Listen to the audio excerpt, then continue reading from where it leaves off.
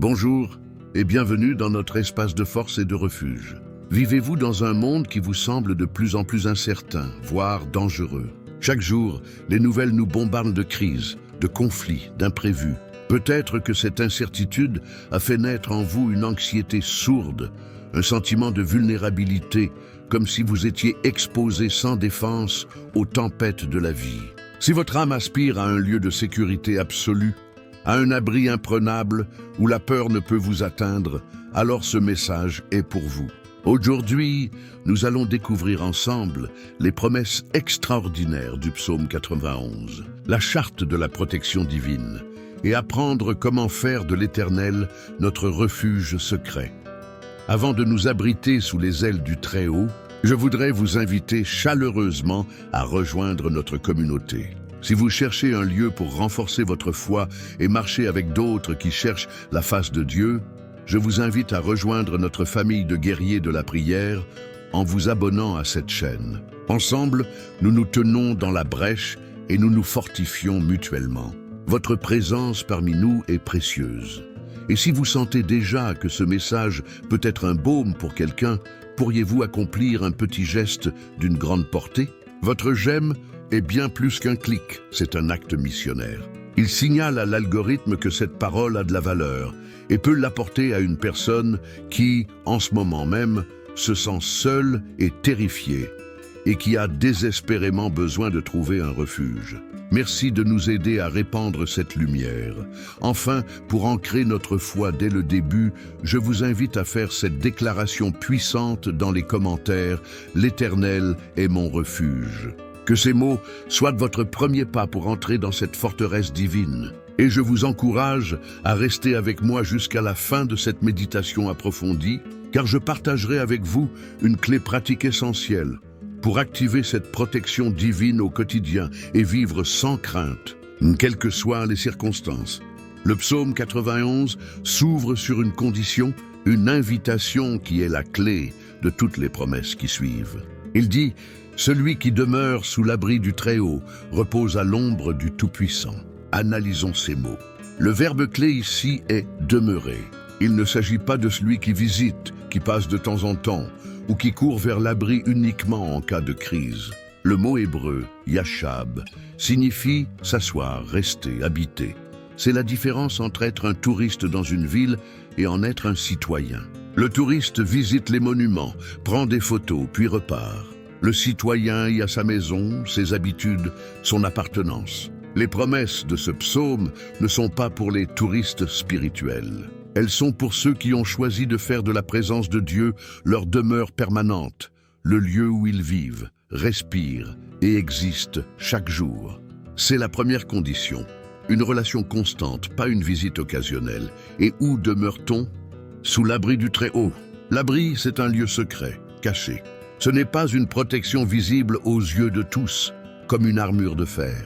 C'est une sécurité intérieure, une paix qui vient d'une relation cachée avec Dieu. Le titre « Le Très-Haut » El Elyon, en hébreu, signifie le Dieu souverain, celui qui est au-dessus de tout, au-dessus de vos problèmes, au-dessus de vos ennemis, au-dessus des crises mondiales. Demeurer sous son abri, c'est vivre sa vie depuis cette perspective. Nous sommes avec celui qui est au-dessus de tout. La conséquence de cette demeure est magnifique. On repose à l'ombre du Tout-Puissant. Le repos, c'est ce que nos âmes agitées cherchent si désespérément. Ce n'est pas l'absence de problèmes, mais la présence d'une paix qui transcende les problèmes. Et où trouve-t-on ce repos? À l'ombre. Une ombre, normalement, peut être un lieu d'incertitude. Mais ici, c'est l'ombre protectrice.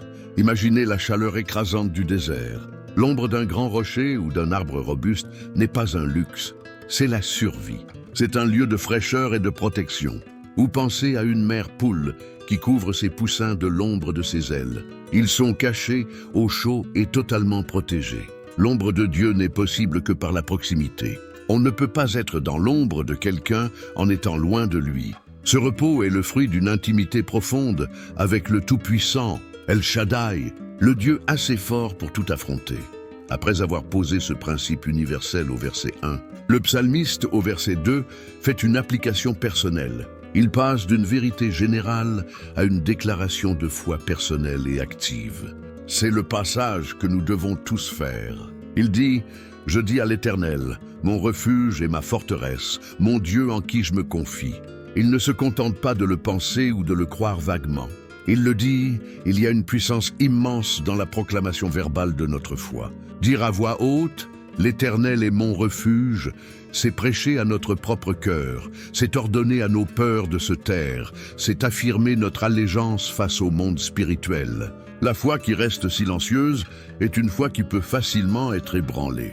La foi qui parle devient une ancre pour l'âme. Remarquez les deux images qu'il utilise, mon refuge et ma forteresse. Elles sont similaires, mais distinctes. Un refuge est un endroit où l'on court pour échapper à un danger soudain et imminent. C'est un abri anti-tempête. Quand la crise éclate, quand la mauvaise nouvelle tombe, vous courez vers votre refuge. Une forteresse, par contre, est conçue pour résister à un long siège. C'est un lieu fortifié, avec des murailles épaisses, des provisions conçues pour tenir bon face à une attaque prolongée. Parfois, les problèmes de la vie ne sont pas une tempête passagère, mais un siège qui dure des semaines, des mois, voire des années. Une maladie chronique, un conflit familial, une difficulté financière persistante. Dieu n'est pas seulement notre refuge pour la crise soudaine, il est aussi notre forteresse pour la bataille de longue durée. Et sur quoi repose cette double assurance? La fin du verset nous le dit. « Mon Dieu en qui je me confie ». La confiance est la monnaie du royaume de Dieu. C'est la clé qui ouvre la porte de l'abri secret. Sans la confiance, même si la forteresse est là, nous restons dehors, exposés au danger. La confiance n'est pas une émotion, c'est une décision. C'est le choix de s'appuyer sur le caractère de Dieu plus que sur nos circonstances changeantes. L'histoire du roi David nous montre cette vérité en action. Lorsqu'il fuyait la persécution du roi Saül, il a passé des années à se cacher dans des grottes, des déserts, des forteresses de pierre. Ces lieux étaient ses refuges physiques. Mais ces psaumes nous révèlent que même dans ces grottes sombres, son véritable refuge n'était pas la pierre, mais sa confiance inébranlable en Dieu. Il disait « Aie pitié de moi, ô Dieu, aie pitié de moi, car en toi mon âme cherche un refuge. Je cherche un refuge à l'ombre de tes ailes jusqu'à ce que les calamités soient passées. » Psaume 57, 1. Cette confiance n'est pas un chèque en blanc. Elle est basée sur qui est Dieu. C'est pour cela que le psalmiste utilise ces noms magnifiques, le Très-Haut, le Tout-Puissant, l'Éternel, Yahvé, mon Dieu, Elohim. Il ancre sa confiance non pas dans une promesse vague, mais dans le caractère révélé de Dieu, le Dieu souverain, le Dieu tout-puissant, le Dieu fidèle à son alliance, le Dieu créateur. Plus nous connaissons qui il est, plus il devient facile de lui faire confiance. Mais comment cette protection divine se manifeste-t-elle concrètement? Quels sont les dangers spécifiques dont le psalmiste dit que nous serons délivrés? Le verset suivant, le verset 3, commence à nous donner des assurances incroyablement précises et puissantes. Il ne s'agit plus de généralité, mais de protection ciblée contre les menaces les plus insidieuses. Il ne s'agit plus de généralité, mais de protection ciblée contre les menaces les plus insidieuses. Le verset 3 nous donne la première de ces garanties extraordinaires, car c'est lui qui te délivre du filet de l'oiseleur, de la peste et de ses ravages. Décortiquons cela. Qu'est-ce que le filet de l'oiseleur? Dans l'Antiquité, un oiseleur était un chasseur d'oiseaux. Il n'utilisait pas de fusil. Son arme était la ruse. Il cachait des pièges, des filets, des collets, souvent dissimulés avec un appât attrayant. L'oiseau, attiré par la nourriture facile ou la curiosité, ne voyait pas le danger avant qu'il ne soit trop tard. Le filet se refermait et il était pris. N'est-ce pas une image parfaite des dangers spirituels et moraux de notre époque? Le filet de l'oiseleur aujourd'hui, ce sont les tentations qui se présentent comme des plaisirs inoffensifs mais qui nous emprisonnent dans l'addiction. Ce sont les idéologies séduisantes qui promettent la liberté mais qui mènent à l'esclavage du cœur. Ce sont les relations toxiques qui commencent par des paroles douces, mais qui finissent par étouffer notre âme. Ce sont les pièges de l'orgueil, de l'amertume ou de la convoitise. La promesse divine n'est pas que nous ne verrons jamais de pièges. La promesse est qu'il nous en délivre. Comment? En nous donnant le discernement. L'Esprit de Dieu agit comme une alarme dans notre cœur, nous rendant sensibles aux ficelles cachées derrière l'appât. Il nous donne la sagesse de voir au-delà de l'attrait immédiat et de reconnaître le danger. Demeurer sous son abri, c'est aiguiser notre oui spirituel pour entendre ses avertissements. La deuxième partie du verset parle de la peste et de ses ravages. Dans un monde qui a connu une pandémie mondiale, ces mots résonnent avec une force particulière. La promesse s'applique certainement aux maladies physiques. Dieu est notre grand guérisseur et protecteur. Mais la peste dans la Bible a aussi une signification plus large. Une peste est quelque chose qui se propage de manière invisible et destructrice. Pensez à la peste de la calomnie et des fausses rumeurs sur les réseaux sociaux.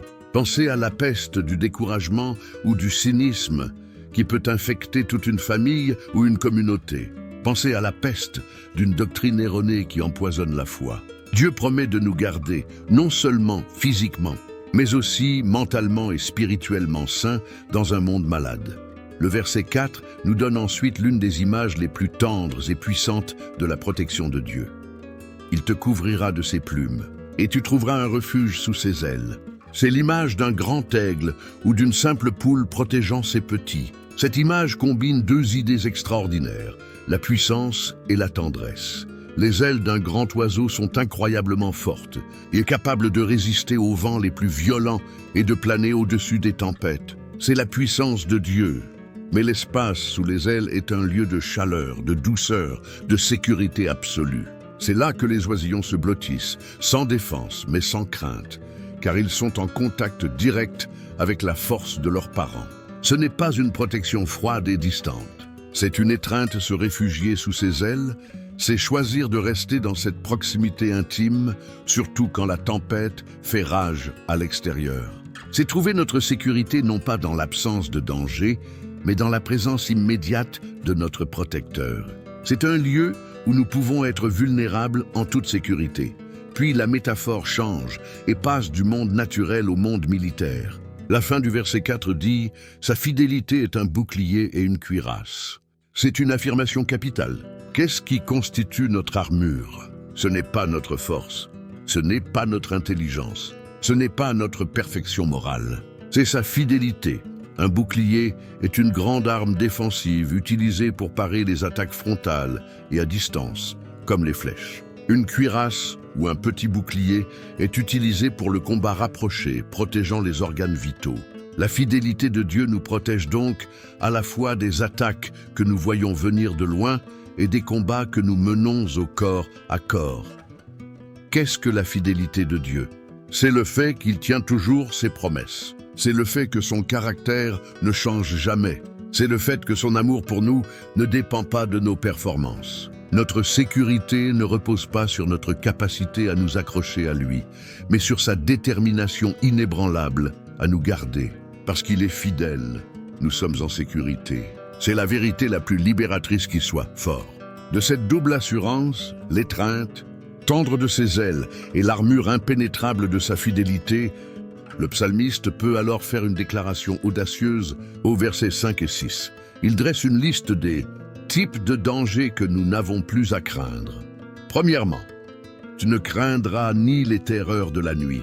La nuit, c'est le temps où les peurs irrationnelles, les angoisses existentielles et les soucis prennent de l'ampleur. C'est le royaume de l'invisible, de l'imagination. La peur de l'avenir, la solitude, les regrets, ce sont les terreurs de la nuit. La promesse est une paix de l'esprit qui garde notre cœur, même dans le silence et l'obscurité. Deuxièmement, ni la flèche qui vole en plein jour. C'est le contraire. C'est le danger visible, soudain, qui nous frappe en pleine lumière. Une accusation publique, une trahison inattendue, un accident, une mauvaise nouvelle qui arrive par un appel téléphonique. Ce sont les attaques ouvertes et directes. La promesse est une protection contre les assauts que nous voyons venir, mais que nous ne pouvons éviter. Troisièmement, ni la peste qui marche dans les ténèbres. C'est encore un autre type de danger. Ce n'est pas la terreur psychologique de la nuit, ni l'attaque frontale du jour. C'est le danger qui se développe en secret, qui progresse dans l'ombre. Un complot qui se trame contre vous au travail. Une maladie qui s'installe silencieusement. une influence corruptrice qui s'infiltre dans votre famille sans que vous vous en rendiez compte. La promesse est que Dieu voit ce qui se passe dans les ténèbres et qu'il peut déjouer les plans cachés de l'ennemi. Quatrièmement, ni la contagion qui frappe en plein midi. C'est la catastrophe publique, le désastre qui éclate aux yeux de tous. Une crise économique, une catastrophe naturelle, une vague de violence. C'est le mal qui ne se cache pas, mais qui détruit ouvertement. La promesse est que même lorsque le chaos semble régner et que le monde entier est en panique, il y a un abri de paix et de sécurité pour ceux qui demeurent en lui. Regardez la portée de cette protection. Nuit et jour, ténèbres et plein midi, secret et public, psychologique et physique, soudain et progressif. Il n'y a aucune situation, aucun type de danger, aucun moment de la journée qui ne soit couvert par cette promesse. C'est une assurance tout risque, 24 heures sur 24, 7 jours sur 7. L'histoire du prophète Élisée illustre parfaitement cette protection contre les dangers visibles et invisibles. Le roi de Syrie, en guerre contre Israël, était furieux car Élisée révélait tous ses plans de bataille secrets au roi d'Israël. Il a donc envoyé une armée entière pour capturer un seul homme. Au matin, le serviteur d'Élisée se lève, voit la ville encerclée de soldats et de chars, et est terrifié. Il crie « Ah, mon Seigneur, comment ferons-nous » La réponse d'Élisée est une réponse de foi issue du psaume 91. Il dit « N'aie pas peur, car ceux qui sont avec nous sont plus nombreux que ceux qui sont avec eux. » Puis il prie « Éternel, ouvre ses yeux pour qu'il voie. » Et la Bible dit que l'Éternel ouvrit les yeux du serviteur, et il vit la montagne pleine de chevaux et de chars de feu autour d'Élisée. L'armée céleste, la protection divine, était là depuis le début, mais elle était invisible à l'œil nu. Demeurer dans l'abri du Très-Haut, c'est apprendre à voir avec les yeux de la foi. C'est savoir que quelle que soit l'armée qui vous encercle en plein jour, il y a une armée céleste encore plus grande qui vous protège. C'est cette certitude qui nous permet de ne pas craindre la flèche qui vole en plein jour. Mais le psalmiste va encore plus loin. Il ne se contente pas de dire que nous serons protégés.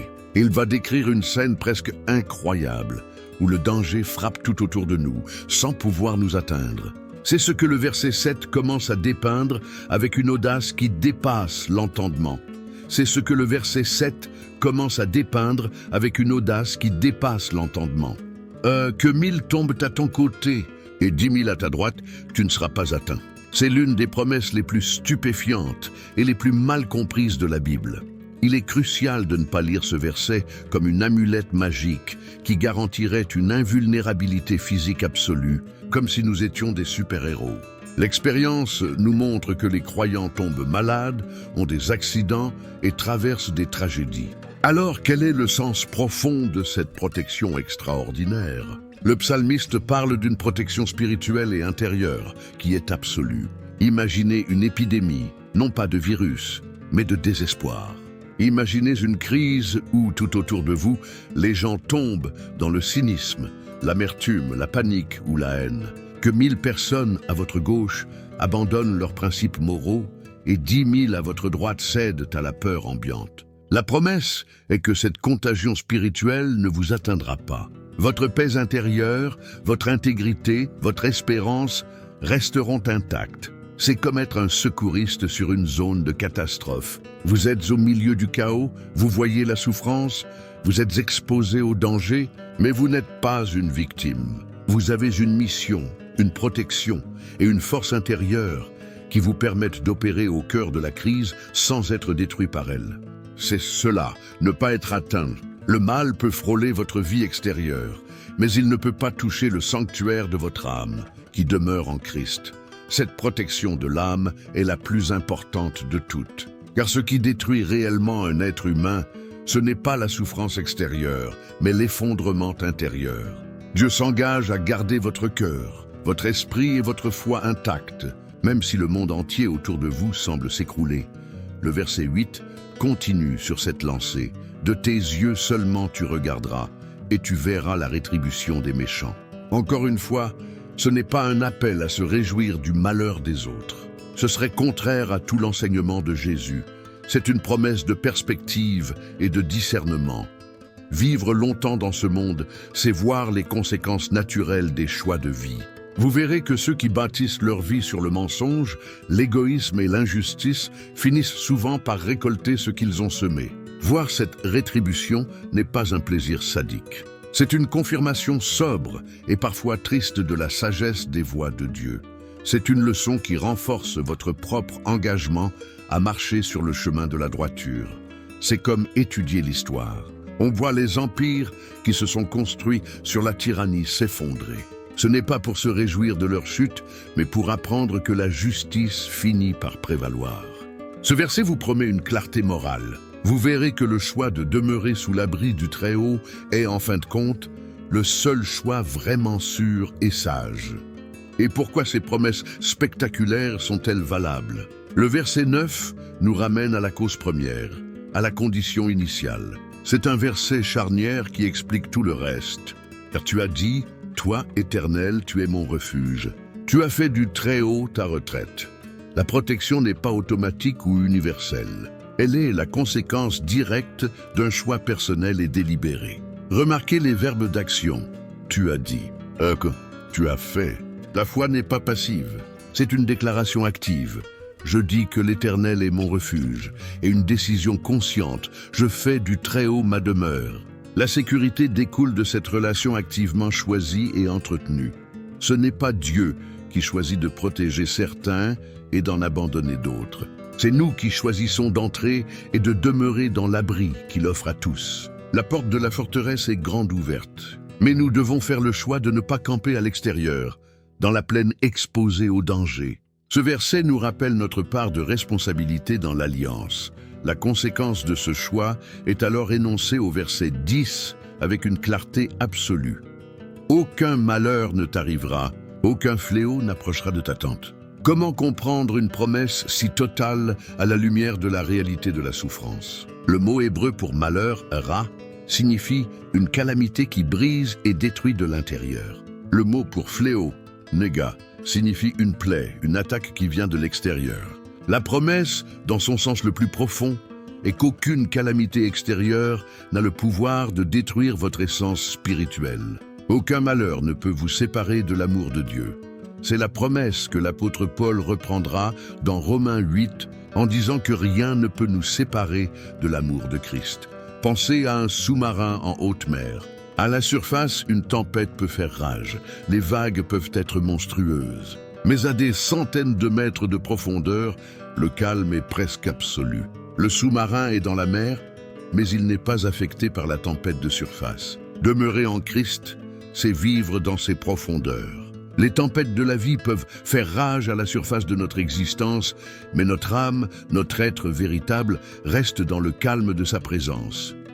Le fléau n'approchera pas de ta tente. La tente, dans la Bible, est un symbole du lieu d'habitation, du foyer, du cœur de la vie familiale. C'est une promesse de protection sur ce qui constitue le centre de votre vie. Cela ne signifie pas qu'il n'y aura jamais de dispute ou de maladie, mais que Dieu promet d'établir un périmètre de sécurité spirituelle autour de votre foyer, pour le protéger des influences destructrices du monde. L'histoire de Job est un exemple extrême. Le malheur et le fléau ont frappé sa vie extérieure de manière dévastatrice. Il a tout perdu. Mais Satan n'a jamais pu toucher son âme, sa foi. Au milieu de sa souffrance, Job a pu dire « Je sais que mon Rédempteur est vivant ». Le malheur l'a frappé, mais ne l'a pas atteint dans son essence la plus profonde. C'est le genre de sécurité indestructible que ce psaume promet. Cette protection n'est pas seulement une défense passive, c'est une garde active et vigilante. C'est ce que les versets suivants vont nous révéler. Dieu ne se contente pas de construire des murailles autour de nous. Il déploie des agents actifs pour veiller sur nous. Mais comment Dieu met-il en œuvre une protection si personnelle et si complète? Le psaume révèle alors un secret du monde invisible, l'une des promesses les plus extraordinaires de toute l'Écriture, le ministère des anges. Mais comment Dieu met-il en œuvre une protection si personnelle et si complète? Le psaume révèle alors un secret du monde invisible, l'une des promesses les plus extraordinaires de toute l'Écriture, le ministère des anges. Le verset 11 déclare « Car il ordonnera à ses anges de te garder dans toutes tes voies ». Arrêtons-nous sur la puissance de ces mots. Premièrement, il ordonnera. Ce n'est pas une suggestion, un souhait ou une possibilité. C'est un ordre direct du commandant suprême de l'univers. La protection qui nous entoure est une mission de la plus haute importance, décrétée par Dieu lui-même. Et à qui donne-t-il cet ordre? À ses anges. Il ne faut pas penser ici à des bébés potelés avec des ailes. Les anges de la Bible sont des créatures d'une puissance redoutable, des guerriers célestes. Un seul ange a détruit toute une armée assyrienne. Un ange a fait rouler la pierre du tombeau de Jésus, terrifiant les gardes romains.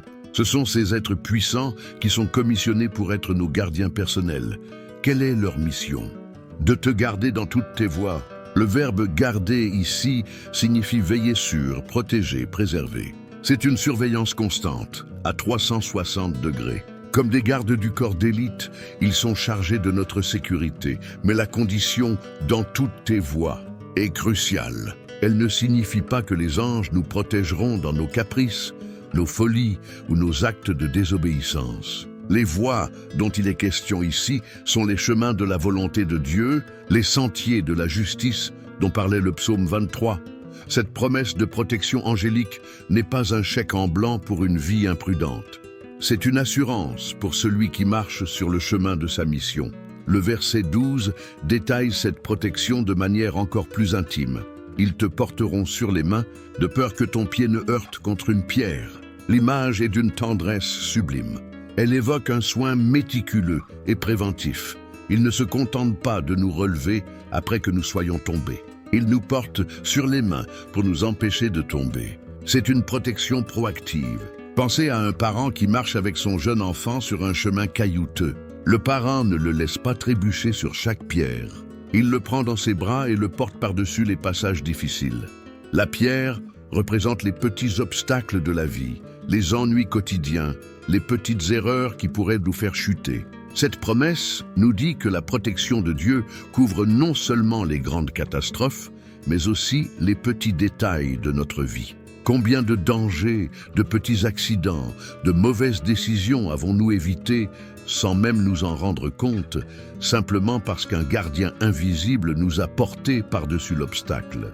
Il est fascinant de noter que ce sont précisément ces deux versets que Satan a cités à Jésus lors de la tentation dans le désert. Satan a transporté Jésus au sommet du temple et lui a dit « Si tu es fils de Dieu, jette-toi en bas, car il est écrit, il donnera des ordres à ses anges à ton sujet, et ils te porteront sur les mains, de peur que ton pied ne heurte contre une pierre. » Satan connaît la Bible, mais il la tord à ses propres fins. Il a délibérément omis la condition de te garder dans toutes tes voies. Se jeter du haut du temple n'était pas dans les voies de Dieu pour Jésus. C'était un acte de présomption, un test. La réponse de Jésus est la clé pour comprendre cette promesse. Il est aussi écrit « Tu ne tenteras point le Seigneur, ton Dieu ». La protection angélique est donc une réalité puissante pour le croyant qui marche dans l'obéissance et la confiance. Pas une excuse pour tester Dieu par des actes insensés. C'est une promesse pour la mission, pas pour la présomption.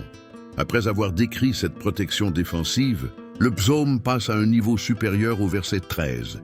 Il ne s'agit plus seulement d'être gardé, mais de devenir victorieux. Tu marcheras sur le lion et sur l'aspic, tu fouleras le lionceau et le dragon.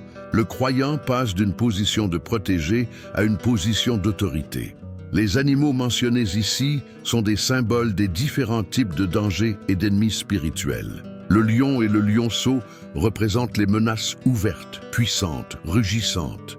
C'est la persécution, l'intimidation, les problèmes qui nous attaquent de front avec une force écrasante.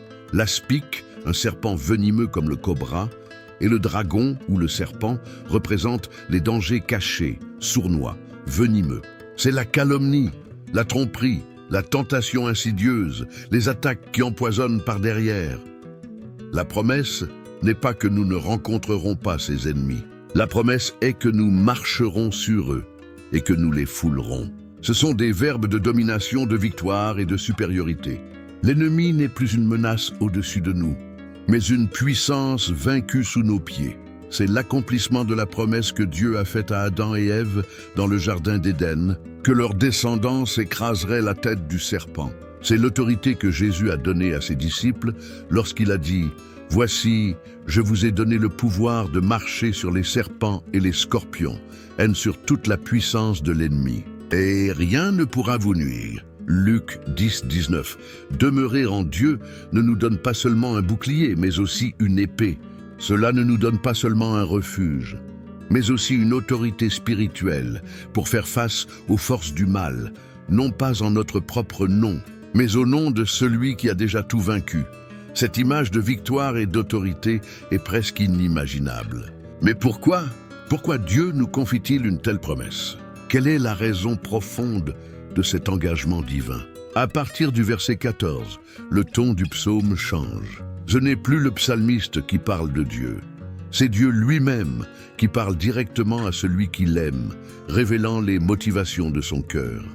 Écoutez attentivement cette parole directe de Dieu. C'est un oracle divin, une déclaration personnelle pour vous. Le verset 14 commence par la raison fondamentale de tout ce qui précède. « Puisqu'il m'aime, je le délivrerai. Je le protégerai puisqu'il connaît mon nom. » La première condition et motivation est l'amour, puisqu'il m'aime. La protection divine n'est pas une transaction commerciale basée sur nos mérites. C'est la réponse naturelle d'un cœur de père à l'amour de son enfant. Le mot hébreu pour « aime », ici, shachak, ne signifie pas un simple respect ou une admiration distante. Il évoque un attachement profond, un lien affectueux, le fait de s'accrocher à quelqu'un. Quand notre cœur s'attache à Dieu avec un amour sincère, cela déclenche sa réponse passionnée. C'est la relation, et non le rituel, qui est la clé de la protection divine. En conséquence de cet amour, Dieu fait une double promesse. Je le délivrerai et je le protégerai.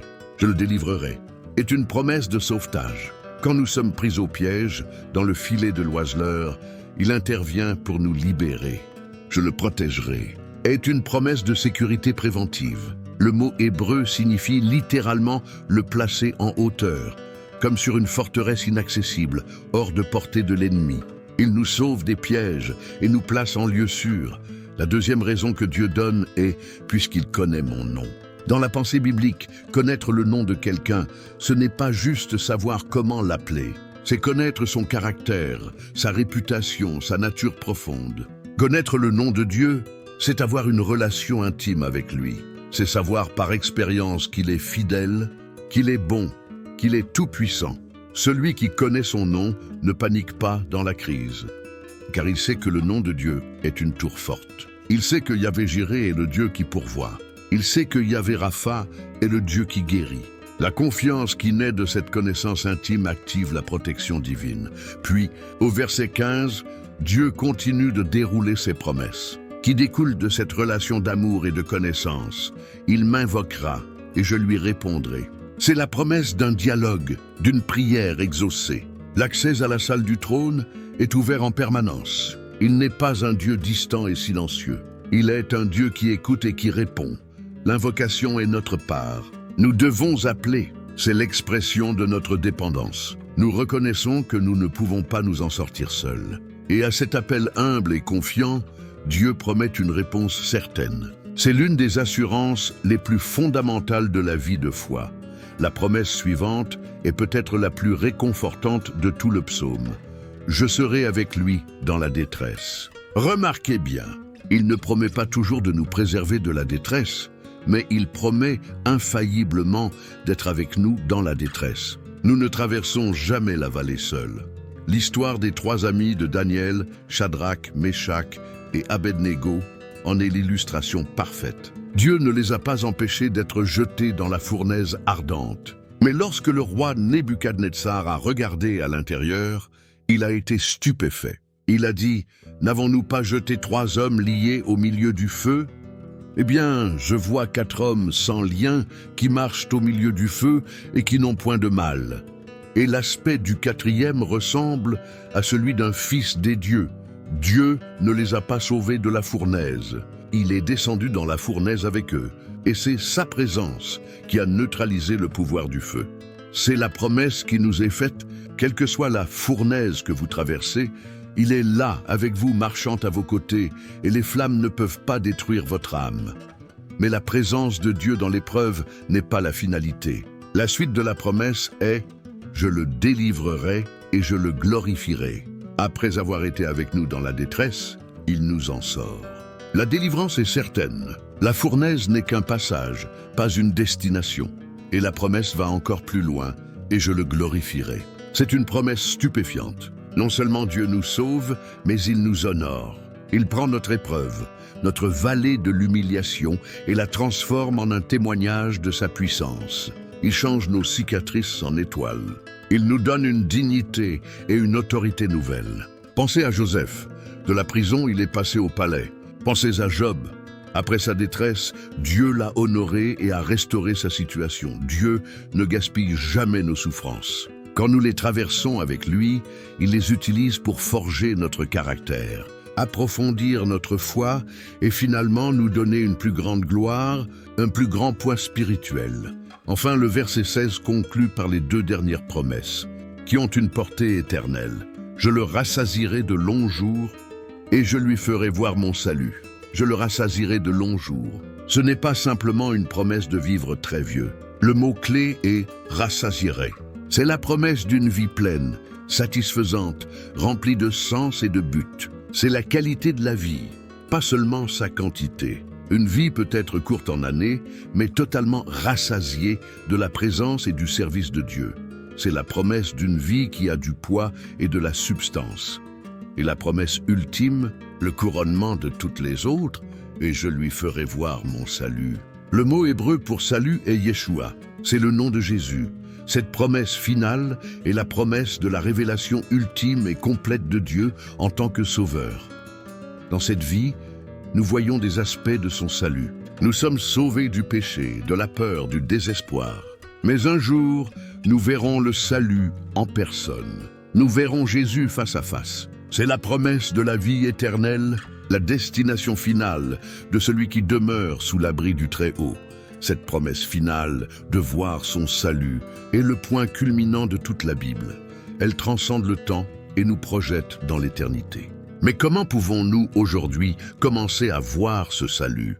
Comment traduire ces magnifiques promesses divines en une force tangible dans notre vie quotidienne? Il s'agit maintenant de passer de la promesse à la prière, de la contemplation à l'action. La première action, et la plus fondamentale, est de prendre au sérieux la condition du psaume, demeurer. Demeurer en Dieu n'est pas un état mystique passif. C'est une pratique quotidienne et intentionnelle. C'est comme entretenir une maison. Vous ne l'achetez pas pour ensuite l'abandonner. Vous y vivez, vous la nettoyez, vous la réparez, vous la décorez. Elle devient votre foyer par l'attention que vous lui portez chaque jour.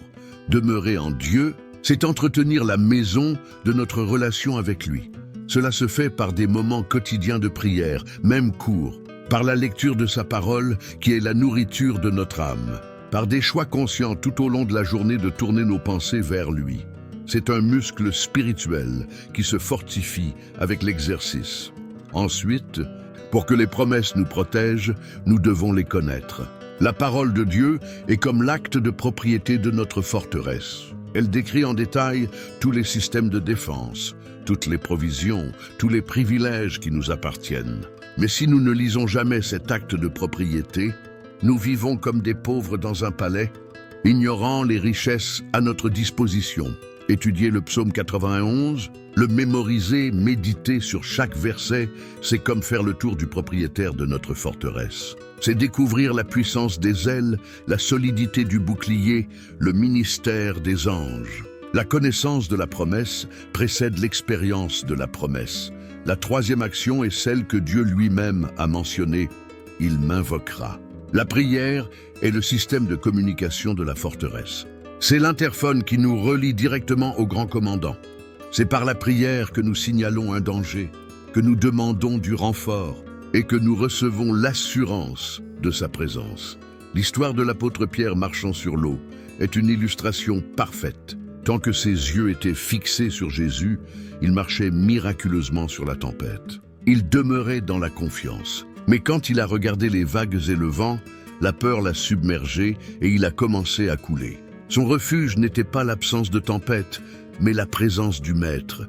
Et que fait-il au moment où il coule? Il invoque « Seigneur, sauve-moi ». Un cri simple, désespéré. Et la Bible dit qu'aussitôt Jésus étendit la main et le saisit. La prière, même la plus courte, est la main que nous tendons vers le Sauveur qui est déjà à nos côtés, prêt à nous secourir. La quatrième action est de cultiver la connaissance de son nom. Comment fait-on cela concrètement? En devenant un historien de la fidélité de Dieu dans notre propre vie. Je vous encourage à tenir ce que j'appelle un journal de la fidélité. Prenez un carnet et chaque soir, notez une ou deux choses dans votre journée où vous avez vu la main de Dieu, sa protection, sa provision, sa bonté.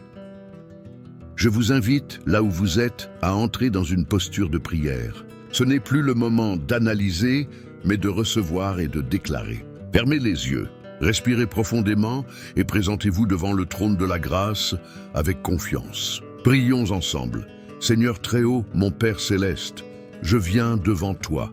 Je choisis en cet instant de quitter l'agitation et la peur du monde pour entrer consciemment dans ton abri secret. Je déclare avec foi, tu es mon refuge et ma forteresse. Pardonne-moi de chercher ma sécurité ailleurs qu'en toi.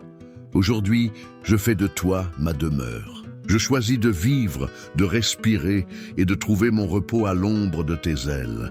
Père, je te prie pour le discernement. Délivre-moi des filets cachés, des tentations séduisantes et des relations qui cherchent à emprisonner mon âme. Ouvre mes yeux pour que je voie les pièges de l'ennemi. Purifie mon cœur de la peste du cynisme, de l'amertume et du péché. Garde mon esprit sain dans un monde malade. Couvre-moi de tes plumes et laisse-moi sentir la sécurité de ta présence. Je m'appuie de tout mon poids sur ta fidélité qui est mon seul bouclier. Face aux terreurs de la nuit, je choisis ta paix. Face à la flèche qui vole en plein jour, je choisis ta protection. Face aux dangers cachés et aux catastrophes publiques, je choisis ta souveraineté. Je refuse la peur, car tu es avec moi. Merci Seigneur pour le ministère de tes anges puissants. Je reçois par la foi leur garde et leur protection dans tous les chemins où tu me conduis. Merci de les envoyer pour me porter au-dessus des obstacles, grands et petits. Je marche avec confiance, sachant que ton armée céleste m'entoure. En ton nom, Jésus, qui a tout vaincu, je prends autorité sur les forces qui s'opposent à moi.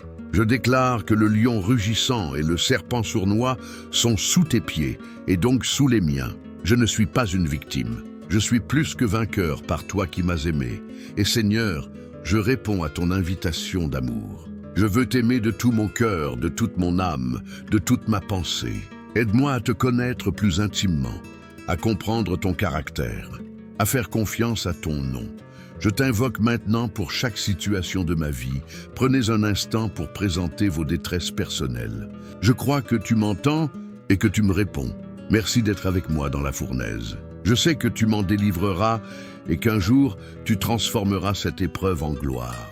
Je reçois ta promesse d'une vie pleine et satisfaisante. Et par-dessus tout, j'attends avec joie le jour où je verrai ton salut face à face. Merci mon Dieu, mon abri, ma forteresse. Amen.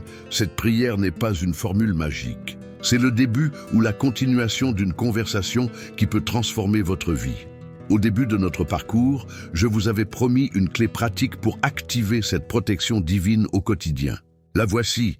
C'est un outil simple mais d'une puissance immense que j'appelle la déclaration de la forteresse. Elle est basée sur le verset 9 qui est la charnière de tout le psaume. La peur est souvent une attaque passive que nous subissons. La foi, pour être efficace, doit être active. Chaque matin, avant de commencer votre journée, ou à chaque fois que vous sentez une vague d'anxiété monter, je vous invite à vous arrêter et à faire cette déclaration à voix haute. Pas seulement dans votre tête, mais avec votre bouche.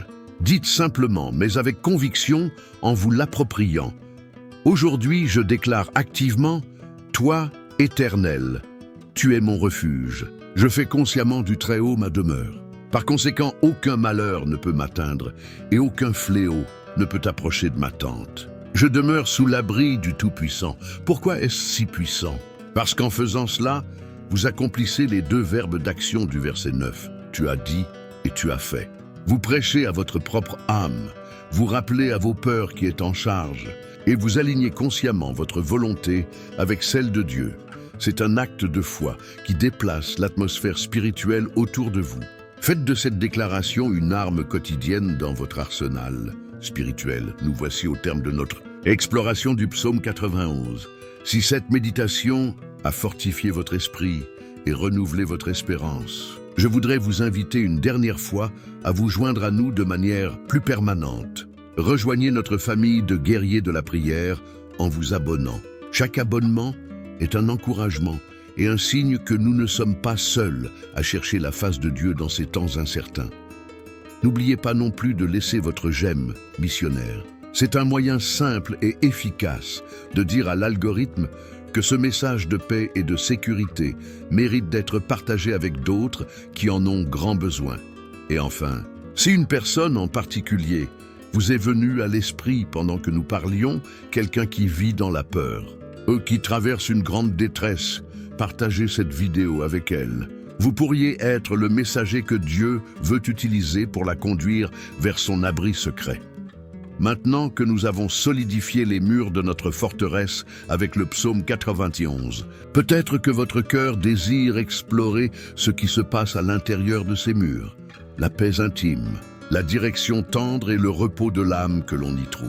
Si c'est le cas, je vous invite à nous rejoindre pour notre méditation sur le psaume 23, où nous passerons de la protection du guerrier divin à la tendresse du berger. D'ici là, demeurez en sécurité, sous l'abri du Très-Haut. Marchez avec confiance, sans crainte, car le roi de l'univers a donné des ordres à ses anges à votre sujet. Soyez bénis.